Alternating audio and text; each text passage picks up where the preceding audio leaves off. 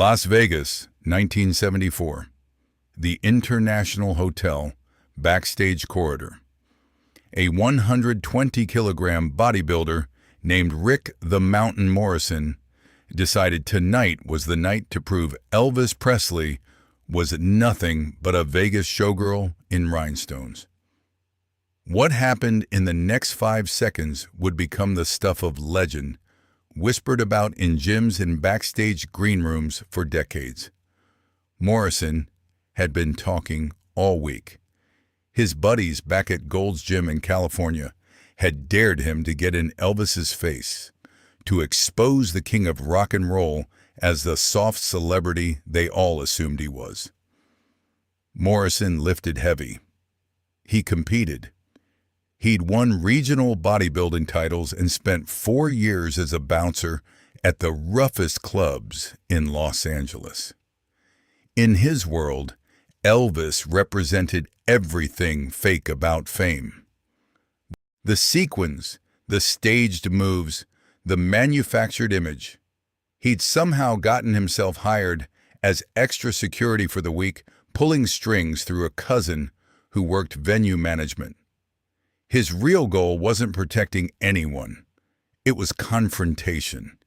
He'd been waiting for his moment, watching Elvis's routine, studying the patterns of the Memphis Mafia, that tight circle of friends and bodyguards who surrounded Elvis everywhere he went.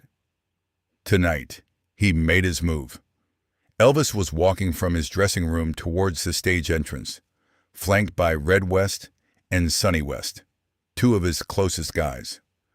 The corridor was narrow, lined with equipment cases and busy with stagehands preparing for the show. Morrison stepped directly into Elvis's path, blocking the hallway with his massive frame. "Excuse me," Elvis said politely, trying to step around him. Morrison didn't move. Instead, he smiled, crossing his arms over his chest in a pose designed to emphasize his size. "You know what I think, Presley? I think you're a joke. All this king stuff, it's embarrassing. You prance around in your little outfits while real men do real work." The hallway went silent. Stagehands froze. Red West's hand went to Elvis's shoulder, ready to intervene, but Elvis gently brushed it away. "That right?" Elvis asked, his voice still calm. Morrison pushed further, emboldened by Elvis's apparent passivity. "Yeah, that's right. I bench 405 pounds. I deadlift over 600. What can you do besides shake your hips for teenage girls? You wouldn't last 5 seconds in a real man's world." He took a step closer, now just 2 feet from Elvis, towering over him. Morrison stood 6'3". Elvis was 5'10". The size difference was obvious, intentional. "I could break you in half, old man," Morrison said, dropping his voice to what he thought was a menacing whisper, but was loud enough for everyone nearby to hear. "You're nothing without your bodyguards and your money." What happened next took less time than it takes to read this sentence. Elvis's right hand moved in a blur. Not a punch, not a slap. His fingers locked onto a pressure point just below Morrison's jaw, his thumb finding the exact spot where the nerve cluster sits, vulnerable beneath the muscle. Simultaneously, Elvis's left hand struck a point on Morrison's inner arm, deadening the limb instantly. Morrison's eyes went wide. His mouth opened, but no sound came out. His massive arms, capable of lifting hundreds of pounds, hung useless at his sides. His knees began to buckle. Elvis hadn't moved his feet, hadn't shifted his weight. To anyone watching from 10 feet away, it looked like he'd simply touched the bigger man. But Morrison couldn't breathe. The pressure on his neck had temporarily paralyzed his diaphragm. His vision started tunneling, panic flooding his system as his body refused to obey his commands. Elvis held him there for exactly 3 seconds, long enough to make the point, not long enough to cause real damage. Then he released. Morrison collapsed against the wall, gasping, his face red, his legs shaking.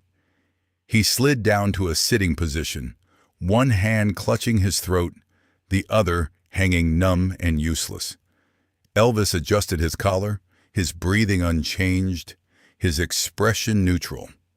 He looked down at Morrison with something that wasn't quite pity and wasn't quite contempt. "I studied Kenpo karate under Ed Parker for 8 years," Elvis said quietly. "Earned my 8th degree black belt. Before that, it was judo and taekwondo.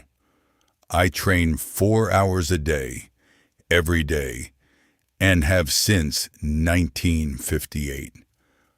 I know 32 different ways to put a man on the ground without throwing a punch, and I know exactly how much pressure to use so I don't accidentally kill someone." He crouched down, bringing himself to eye level with the still gasping bodybuilder. "You walk into my space talking about real men and real work. Brother, I've been working since I was driving a truck at 19. I've performed over 1,000 shows. I support 150 people and their families with my career. And I've trained in legitimate martial arts longer than you've been lifting weights." Elvis stood, brushing off his pants. The hallway remained silent, everyone processing what they just witnessed. "Red, help him up," Elvis said. "Make sure he can breathe properly, and get him some water." Red West, who'd seen Elvis handle himself before but never quite like this, moved to assist Morrison. Sonny West just shook his head slowly, a slight smile on his face. Elvis started walking towards the stage again, then paused. He turned back to Morrison, who was now being helped to his feet, still unable to speak. "One more thing," Elvis said. "Those little outfits you mentioned, they weigh 30 pounds with all the beating and stones. I wear them under stage lights that hit 110 degrees, performing for 2 hours straight, doing moves that would gas most athletes in 15 minutes. You think that's easy? You're welcome to try." He continued down the corridor, leaving Morrison leaning against the wall, finally able to take full breaths, his massive body still trembling. What Rick Morrison didn't know, what almost nobody outside Elvis's inner circle understood, was that behind the Vegas spectacle existed something completely different. A man who studied combat forms that most Americans had never heard of. A man who could disable larger opponents without breaking a sweat. A man who understood violence in ways that made street fighters and tough guys look like children playing dress-up. The truth was hiding in plain sight. Elvis Presley, the hip-swiveling sensation who made teenage girls scream, had spent nearly 2 decades becoming one of the most dangerous men in entertainment. Not through bravado or bar fights, but through discipline, dedication, and authentic martial arts mastery. It started in 1958, right after his mother died. Elvis was drowning in grief, lost in a darkness that threatened to consume him entirely. Someone suggested he try karate. Not as a hobby, but as a way to focus his mind, to channel the pain into something constructive. Elvis walked into Ed Parker's dojo in Beverly Hills, expecting nothing, and walked out having found a lifeline. Ed Parker was already legendary in martial arts circles. He'd adapted traditional Kenpo karate for American students, making it faster, more direct, more street applicable. He didn't teach performance moves or flashy kicks meant to look good on film. He taught devastation, how to end fights in seconds, how to read body language and anticipate attacks before they happened, how to strike nerve clusters and pressure points that would drop opponents regardless of size or strength. Most celebrities who took up martial arts dabbled. They'd show up for a few months, earn a low-level belt for publicity purposes, then disappear. Elvis did the opposite. He showed up 6 days a week, 4 hours a day, for years. He studied with an intensity that shocked even Parker, who trained Special Forces soldiers and professional fighters. Parker later said, Elvis was one of only 3 students he'd ever taught who truly understood Kenpo at its deepest level. Not just the techniques, but the philosophy behind them. The way violence could be controlled, channeled, made precise and surgical rather than wild and destructive. By 1960, Elvis had earned his first black belt. By 1963, his 4th degree. By 1974, his 8th degree, a rank that typically required decades of dedication and couldn't be bought or faked. Ed Parker didn't hand out high-level belts to famous friends. You earned them through demonstrated skill, or you didn't get them at all. But Elvis didn't stop with Kenpo.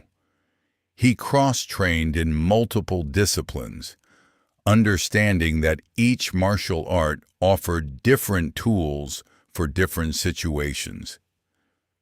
Judo taught him throws and grappling. Taekwondo added powerful kicks and footwork.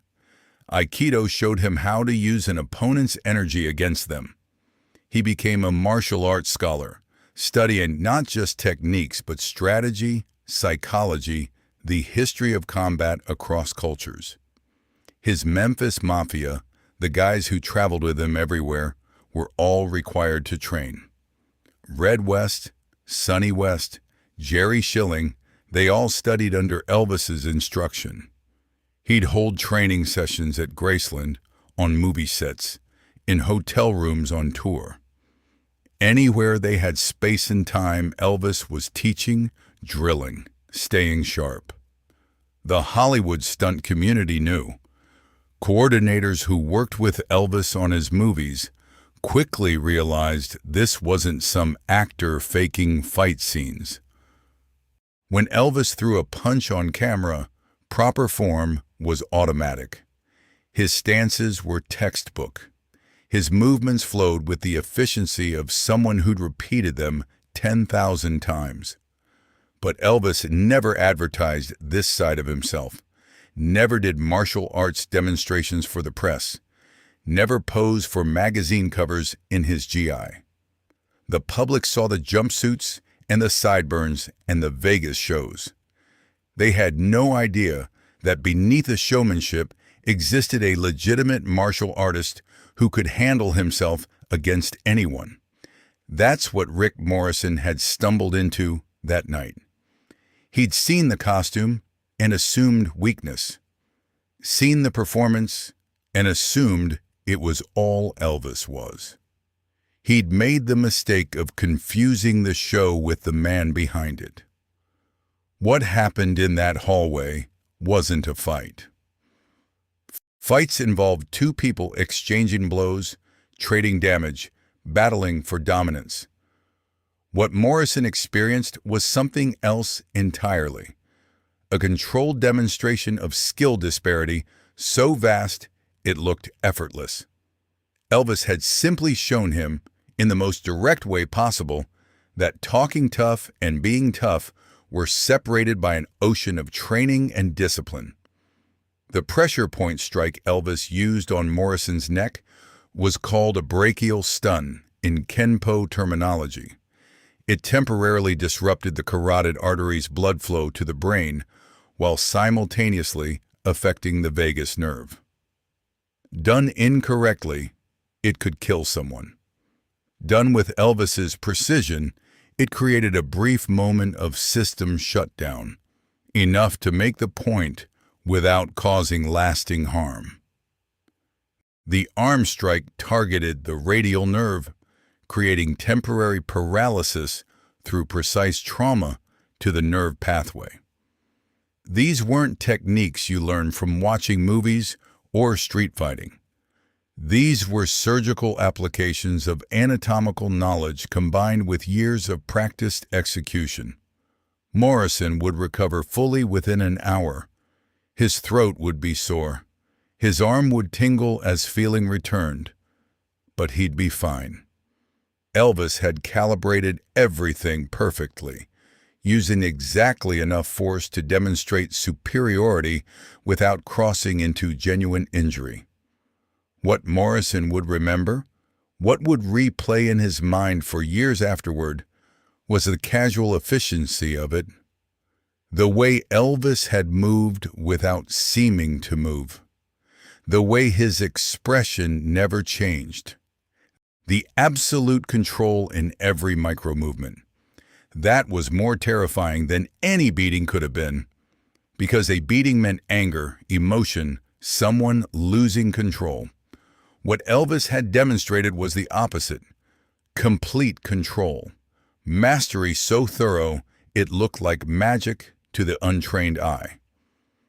As Elvis walked toward the stage, the encounter already fading from his mind, Rick Morrison sat against that hallway wall, learning a lesson that couldn't be taught with words. The lesson was simple. Real power doesn't announce itself. It doesn't need to. The band was already in position when Elvis returned to the stage. Charlie Hodge glanced up, caught something in Elvis's eyes. Some residual intensity that hadn't fully dissipated. He'd seen that look before. Something had happened backstage. Nobody asked. That wasn't how things worked in Elvis's world. You learned to read the signs, sense the shifts, and adjust accordingly. Elvis picked up his microphone, tested it once, and launched into Polk Salad Annie without warning. The audience screamed. They had no idea that 30 seconds earlier, their idol had just neutralized a threat with techniques developed over 15 years of dedicated practice. To them, he was just Elvis, the entertainer, the showman, the guy who sang and swiveled his hips. This split between perception and reality defined Elvis's entire existence.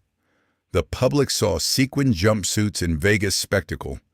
They didn't see the man who woke at dawn to train before anyone else stirred, who studied kata sequences until his movements became meditations, who treated martial arts with the same seriousness he'd once brought to gospel music. Ed Parker understood this dichotomy better than anyone. He'd watched Elvis navigate these two worlds for over a decade, balancing superstardom with serious martial arts study. Most celebrities who dabbled in martial arts treated it like a hobby, something to mention in interviews or show off at parties. Elvis treated it like a discipline, a way of life. Parker had students who were stronger, students who were faster, students with better natural athleticism, but few students who approached training with Elvis's level of commitment. When Elvis showed up to train, he wasn't there to be Elvis Presley. He was there to be a student, humble, attentive, willing to drill the same technique 50 times if that's what improvement required. This attitude separated serious martial artists from casual practitioners. Anyone could learn to throw a punch. Developing the muscle memory to throw that punch correctly under stress, without thinking in the dark, while exhausted, that required thousands of repetitions. Elvis understood this. He'd seen the parallel in music. Talent got you in the door. Work kept you there. The Rick Morrison incident illustrated something Parker had been teaching for years. Fighting wasn't about size or aggression. It was about timing, positioning, and understanding human anatomy. Morrison probably outweighed Elvis by 40 pounds. In a purely physical contest, that should have mattered. But physics changed when you knew exactly where to apply force and how much pressure those specific points required. Elvis had targeted Morrison's vagus nerve with surgical precision. The vagus nerve controlled heart rate, digestion, respiratory rate.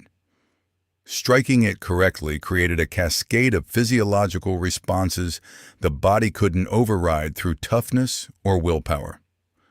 Morrison's system simply shut down temporarily, not because he was weak, but because Elvis had pressed the off button. This knowledge made Elvis dangerous in ways the public couldn't comprehend. He moved through crowds of screaming fans, surrounded by chaos, constantly aware of positioning and angles. Security worried about protecting him. Elvis knew that in most situations, he could protect himself better than any bodyguard. But knowledge like this carried responsibility. Parker had drilled this into every advanced student. The more capable you became, the more restraint you needed to exercise. Because once you understood how fragile the human body actually was, how easy it was to cause serious damage, casual violence became unconscionable. Elvis had demonstrated this restraint with Morrison. He could have crushed the man's windpipe, could have struck the carotid sinus hard enough to stop his heart, could have broken the arm instead of temporarily paralyzing it. Every choice had been calculated. Enough force to make the point, not enough to cause lasting harm. This restraint didn't come naturally. It had to be developed through training and philosophy. Young martial artists often wanted to test their skills, prove their toughness. Mature martial artists understood that avoiding fights was the real victory. Morrison had forced the issue. Elvis had responded with the minimum necessary force. That was mastery. The show continued. Elvis moved through his set list with the professionalism of someone who'd performed thousands of concerts. Suspicious minds can't help falling in love. The audience sang along, phones held high, capturing moments they'd replay for years. None of them knew they were watching someone who could have ended threats before security even registered danger. In the wings, Red West had heard about the Morrison encounter from one of the security guys. He smiled slightly. Elvis didn't need the Memphis Mafia for protection anymore. Maybe he never had. Red had seen Elvis move, had trained with him, knew exactly how capable his friend was. The bodyguard role had become more about managing crowds and logistics than actual physical security. This realization didn't diminish Red's importance to Elvis. Their bond went deeper than employer and employee. They'd grown up together, shared history that money couldn't buy or fame couldn't replicate. But the dynamic had shifted over the years. Elvis had evolved into something beyond the kid Red had known in high school. The martial arts transformation was part of this evolution. Elvis had always been searching for something, some framework to understand himself and his place in the world. Gospel music had provided spiritual foundation. Karate had provided physical and mental discipline. Together, they formed a philosophy that kept him grounded when everything else in his life spun out of control. Parker had once told Elvis that martial arts training was like building a house. You started with foundation work that seemed boring and repetitive. Basic stances, simple strikes, movements you repeated until they felt absurd. But that foundation determined everything that came after. Rush it, skip steps, and the entire structure became unstable. Elvis had built his foundation properly. Everything else followed. The aftermath of that Vegas show spread through Elvis's inner circle like electricity. By the next morning, every member of his team had heard some version of the Morrison story. The details varied depending on who was telling it. Some versions had Elvis knocking out 3 attackers. Others claimed he'd disarmed a weapon. The truth, as usual, lived somewhere between legend and reality, but the core fact remained undeniable. Elvis Presley had neutralized a physical threat with techniques most people didn't know he possessed. Joe Esposito found Elvis in his hotel suite the morning after, going through his usual post-show routine: stretching, meditation, reviewing the previous night's performance in his mind. This ritual had become non-negotiable over the years. The body needed maintenance. The mind needed processing time. "Heard you had some excitement last night," Joe said carefully. He'd learned to read Elvis's moods, knew when to push and when to let things unfold naturally. Elvis continued his stretches, moving through positions that looked deceptively simple but required significant flexibility and control. "Just a drunk who got too close. Security handled it." "That's not what I heard." Elvis paused mid-stretch, meeting Joe's eyes. "What did you hear?" "That you handled it, before security could even react." Silence settled between them. Outside the suite, Vegas was waking up. Dealers preparing for day shifts, tourists nursing hangovers. The city that never truly slept stretching into another cycle of excess and entertainment. "It wasn't anything dramatic," Elvis finally said. "Guy rushed the stage. I redirected him, that's all." But Joe had seen the look in the security guard's eyes when he described it. That wasn't simple redirection. That was someone witnessing capability they hadn't expected, didn't fully understand. "Parker used to say the best fights are the ones nobody sees," Elvis continued, returning to his stretches. "The ones that end before they start." Last night was just applying that principle. This philosophy fascinated Joe. He'd watched Elvis's martial arts journey from the outside, seeing the physical changes, the increased discipline, the shift in how Elvis carried himself. But the deeper implications, the way karate had restructured Elvis's entire approach to conflict and confrontation, that was harder to grasp. "Do you ever worry about it?" Joe asked. "Having that kind of knowledge?" Elvis considered this while moving into a different position, his body folding in ways that seemed impossible for someone his size. "Every day. That's why the training never stops. It's not about learning new techniques anymore. It's about maintaining control. Understanding power means understanding restraint." This distinction defined Elvis's relationship with martial arts.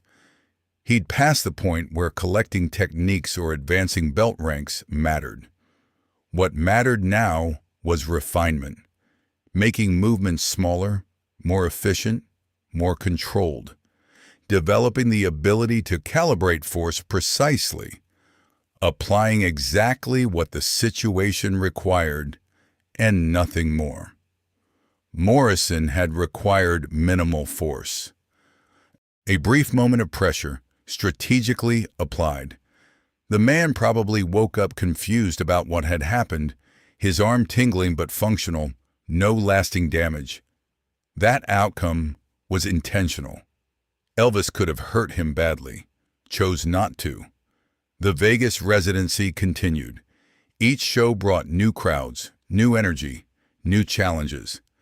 Elvis moved through them with the awareness Parker had cultivated, watching exits, noting unusual behavior, reading the room the way a predator reads the jungle, constantly processing information most people never consciously registered. But this awareness never made him paranoid. That was the difference between fear and readiness. Fear made you see threats everywhere, jumping at shadows, living in constant anxiety. Readiness meant acknowledging danger existed while remaining calm, prepared without being controlled by preparation. One night, 3 shows after the Morrison incident, Elvis spotted another potential problem. A man in the 5th row, too focused, too still while everyone around him moved to the music. The body language was wrong. Hands hidden, posture tense. Elvis didn't change his performance, didn't signal to security. He simply adjusted his positioning on stage, maintaining distance from that section while seeming to work the entire crowd naturally. The audience never noticed the calculation. They just saw Elvis being Elvis, moving with that characteristic energy that had defined him for decades. Later, security quietly removed the man. He'd been carrying a knife, nothing sophisticated, just a weapon that didn't belong in that environment. The situation had been handled without incident, without drama, without Elvis needing to do anything except notice and adapt. This was mastery. Not the flashy demonstrations or the breaking of boards, not the tournaments or the belt ceremonies. Real mastery was preventing problems before they materialized, reading situations accurately enough to avoid conflict entirely. Parker would have been proud. He'd spent years teaching Elvis that the highest level of martial arts wasn't about fighting. It was about awareness, positioning, and the wisdom to avoid unnecessary confrontation. Violence was always the last option, deployed only when all other choices had been exhausted. The Memphis Mafia understood this now. They'd initially seen Elvis's karate training as a hobby, something to keep him occupied between tours. But over the years, they'd watched it transform him. Not just physically, though the changes there were obvious. The deeper transformation was mental, philosophical, a complete restructuring of how Elvis approached challenge and threat. Red West had trained alongside Elvis enough to appreciate the depth of his skill. The others, less directly involved, could only observe the results. The confidence without arrogance, the awareness without paranoia, the capability without aggression. Elvis had become something his younger self could never have imagined. Not just a performer who knew martial arts, but a martial artist who happened to perform. The distinction mattered. One was a celebrity with a hobby. The other was a practitioner who'd integrated philosophy into every aspect of his life. The Vegas lights continued their endless cycle. Shows blurred together. Cities merged. But through it all, Elvis maintained his practice. Early mornings, late nights, whenever time allowed. The training never stopped because the journey never ended. Parker's lessons had planted seeds that took years to fully grow. The initial instruction focused on physical technique, breaking down movements into components that could be practiced and perfected. But beneath the surface curriculum ran deeper principles that Elvis absorbed slowly, understanding expanding with experience rather than explanation. By 1977, Elvis carried himself differently than he had in his younger years. Not the obvious swagger of fame or the manufactured confidence of celebrity. Something quieter, more grounded. People who'd known him for decades noticed the change without being able to articulate what specifically had shifted. The awareness Parker had developed in him operated constantly now, automatic as breathing. Walking through airports, Elvis processed his environment without conscious effort. Exit locations, crowd density, unusual movement patterns. His eyes registered details others missed, while his face maintained the pleasant neutrality expected of public figures. This wasn't paranoia. Paranoia created stress, elevating heart rate and flooding the system with adrenaline at imagined threats. What Elvis experienced was different. Calm observation, information gathering without emotional attachment. He saw potential problems the way a driver sees traffic, acknowledging without reacting unless action became necessary. The philosophy extended beyond physical safety. Elvis applied the same principles to business negotiations, personal relationships, creative decisions. Read the situation, understand the dynamics, position yourself advantageously, respond rather than react. Parker's martial arts instruction had accidentally provided tools for navigating an entire life, not just preventing physical confrontation. Priscilla noticed the change during their divorce proceedings. Expected tension and anger, but Elvis remained measured. Not cold or distant, simply centered in a way that suggested years of internal work. He could separate emotion from necessity, maintaining clarity even in personally devastating circumstances. Lisa Marie saw it differently. To her, Daddy was always present when they were together, not distracted by fame or consumed by the pressures she knew existed. He'd created space in his awareness for what mattered, filtering out noise that would have overwhelmed someone less trained in focus and presence. The Memphis Mafia understood it best because they'd witnessed the entire journey, from the initial curiosity about karate to the deep integration of martial philosophy into Elvis's character. They'd watched him transform from a man who collected black belts into someone who embodied principles those belts represented. Red West sometimes wondered what would have happened if Elvis had never met Parker. Would fame have consumed him differently? Would the pressures have manifested in worse ways? The martial arts training had provided structure during periods when everything else felt chaotic, a constant when the world kept changing.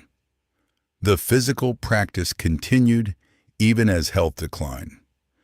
Elvis modified techniques to accommodate age and condition, but the fundamental commitment never wavered. Early morning sessions became afternoon sessions. Intense workouts became measured practice. But the training persisted because it had become inseparable from who he was. Parker had taught him that martial arts wasn't something you did, it was something you became. The distinction seemed subtle initially, but proved foundational. Doing karate meant showing up for class, executing techniques, earning belts. Being a martial artist meant carrying principles into every moment, every decision, every interaction. Vegas continued its endless cycle of shows and crowds and manufactured excitement. Elvis moved through it with the grace Parker had helped cultivate, present but not consumed, engaged but not overwhelmed. The awareness that had started as a defensive skill had evolved into something more comprehensive, a way of existing in the world that acknowledged danger without being controlled by it. The final months brought new challenges as physical decline accelerated. But even diminished, Elvis maintained his practice in modified forms. Meditation when movement became difficult, mental rehearsal when physical training proved impossible. The commitment to the path remained, even as the body struggled to follow. Those closest to him recognized that the martial arts training had given Elvis something beyond physical capability or self-defense skills. It had provided a framework for understanding himself, for processing the impossible pressures of his life, for maintaining some sense of center when everything around him spun out of control.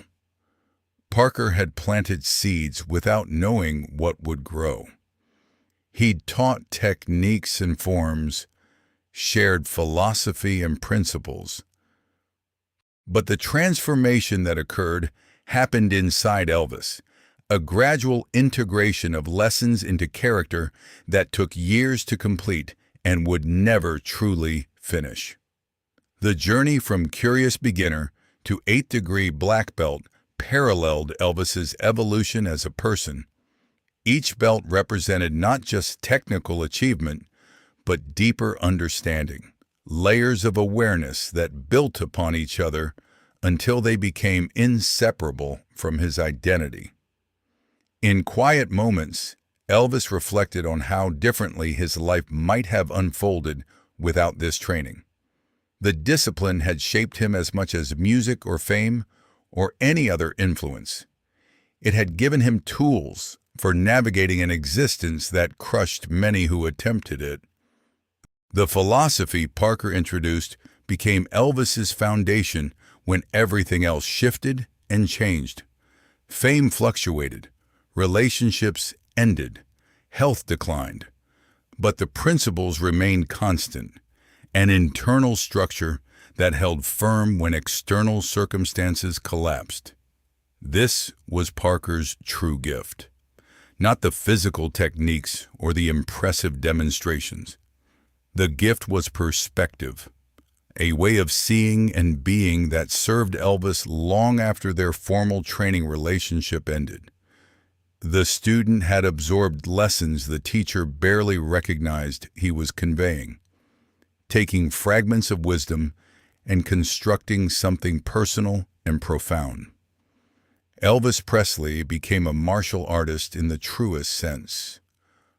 Not because he could break boards or win tournaments, but because he'd integrated the philosophy so completely that it became inseparable from who he was.